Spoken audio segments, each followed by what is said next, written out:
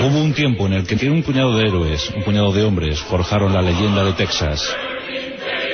En el año 1836, la República de la Estrella Solitaria entraba en la historia.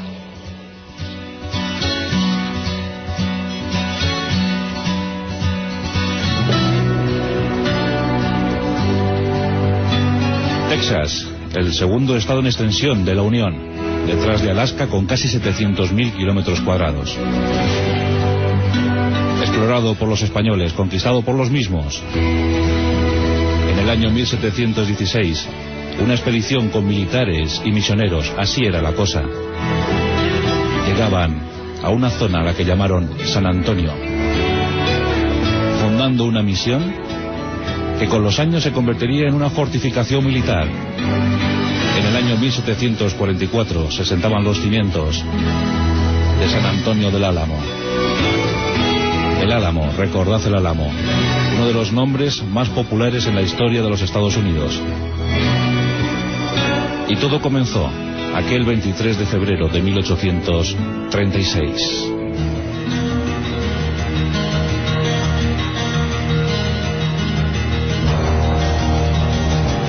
México obtuvo su independencia en septiembre del año 1821.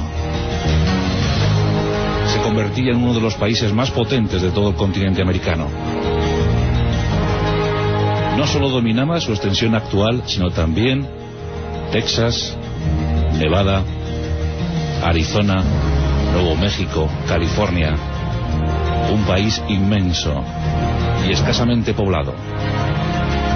Tras conseguir la independencia, al poco, los colonos anglosajones solicitaban permiso para ocupar, para colonizar aquellos territorios casi vírgenes.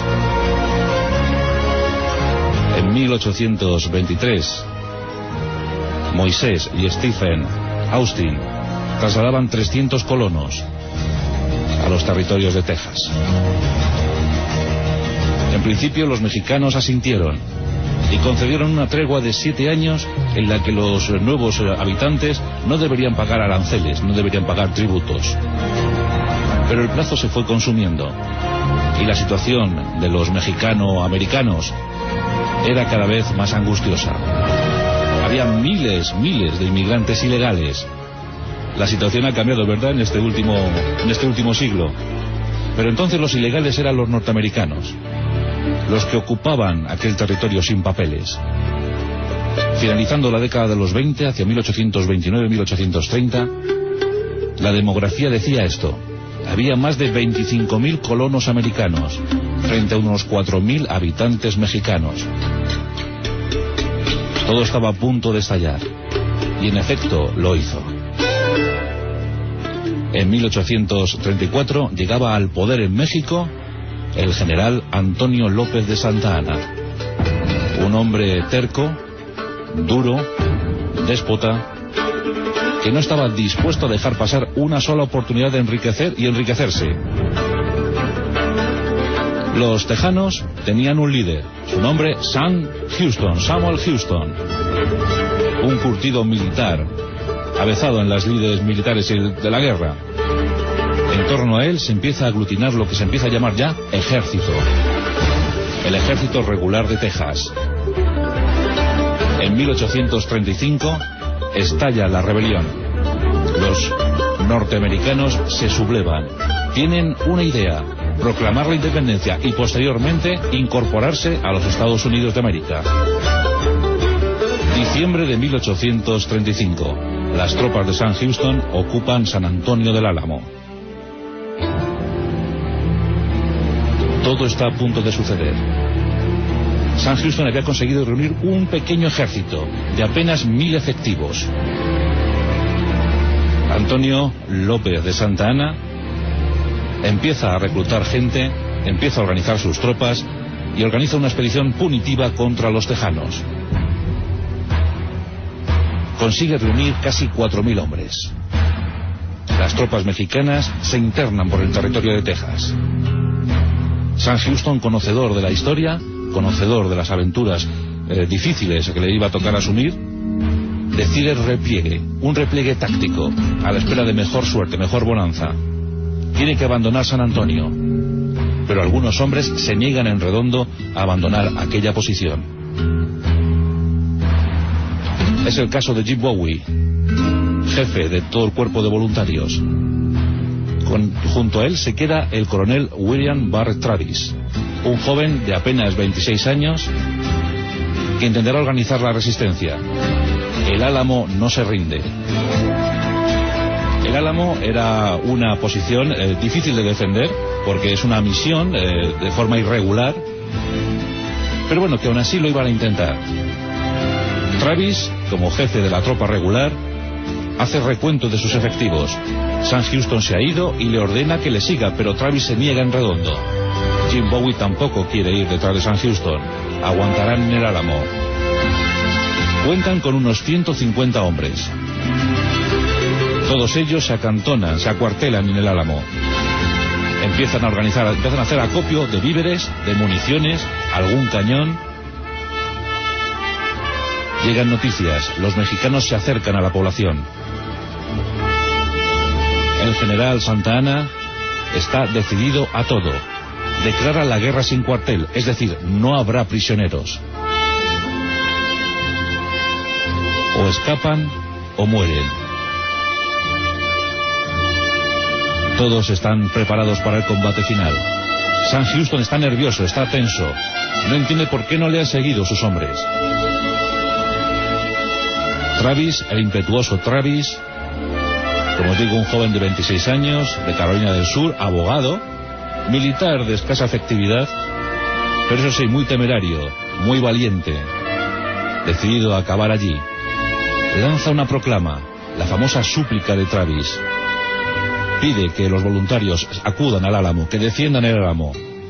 Y termina diciendo esto: aquí quedaremos, aquí resistiremos y aquí moriremos. Victoria o muerte, es el grito del Álamo. La súplica de Travis es escuchada por algunos. En la fortificación, además de Travis, de Bowie, se encuentra David Crockett, el legendario explorador, pésimo congresista. David Crockett contaba con unos 50 años y está al frente de un grupo de voluntarios del Tennessee. Son unos 35.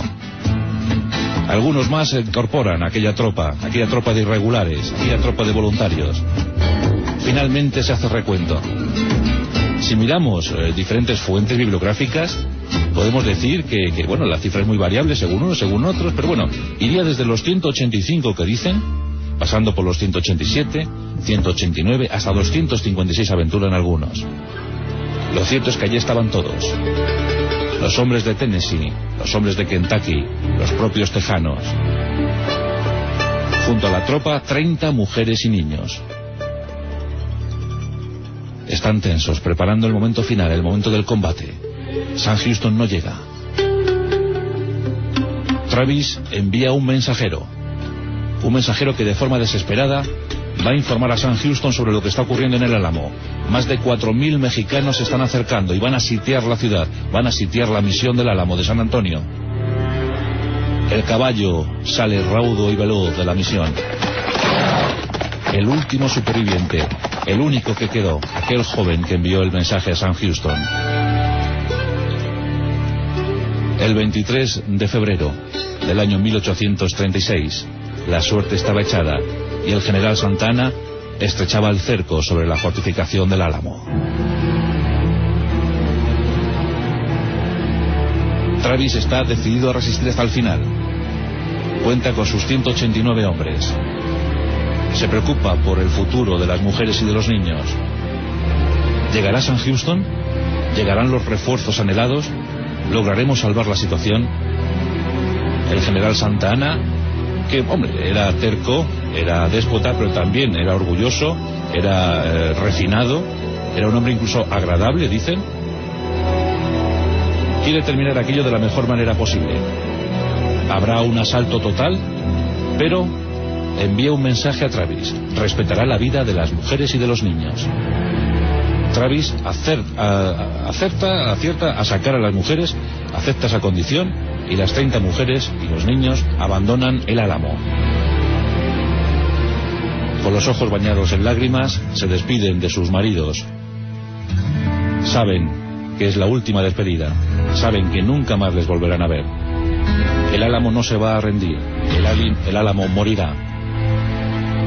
El general Santa Anna, de forma muy respetuosa, entregó salvoconductos a las mujeres y a los niños, dio $2 por familia y les permitió salir del territorio tejano.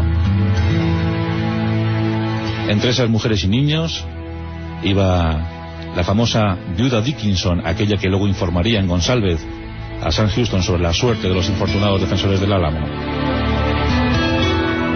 13 días de asedio, 13 días de gloria, 13 días donde los mexicanos fueron cercando a los defensores del Álamo. Algunos ataques. Comenzó el cañoneo.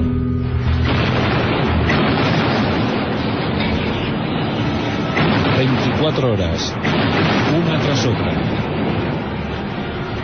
Las balas de cañón iban minando las defensas del Álamo. Pero Travis, Bowie y Crockett seguían aguantando.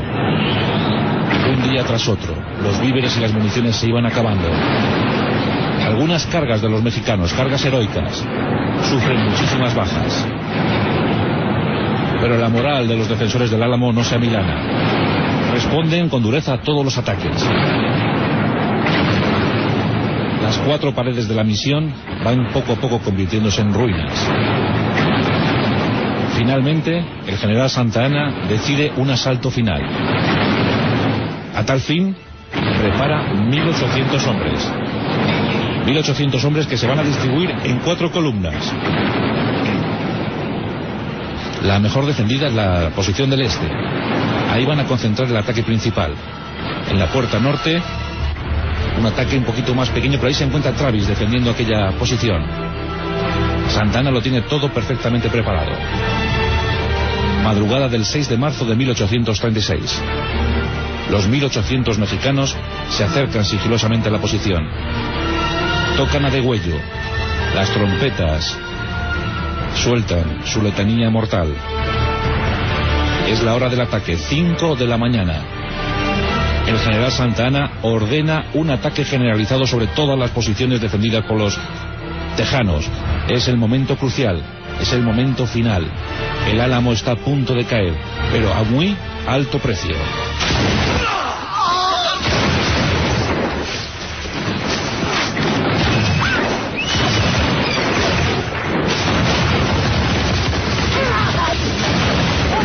Las descargas se suceden. Los defensores van retrocediendo, pero vendiendo muy cara su derrota, muy cara su muerte.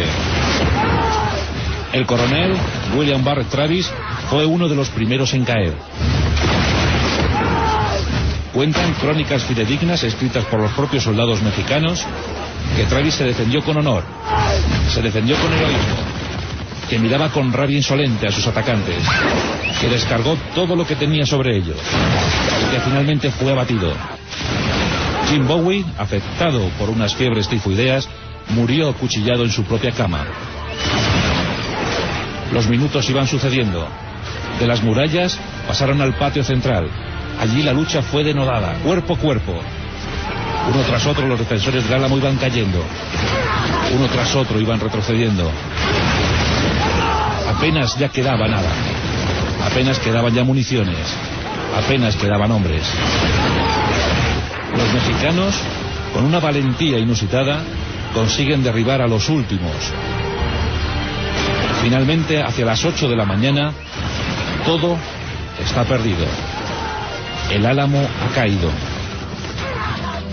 La resistencia había durado casi 3 horas en esa carga final de los mexicanos. La imagen era dantesca. Habían quedado 7 supervivientes. 7 hombres que habían sido hechos prisioneros. Entre ellos estaba David Crockett. En contra de lo que se ha dicho en las películas o en literatura barata, David Crockett se había rendido. Junto a otros 6 compañeros estaban esperando una suerte incierta. El general Santa Anna estaba muy fastidiado por todas las pérdidas que había sufrido. Cuando el general Castrillón se acerca con los 7 rebeldes, con los 7 prisioneros, el general Santa Anna solo acertó a mirarles con desdén y ordenó que les fusilaran.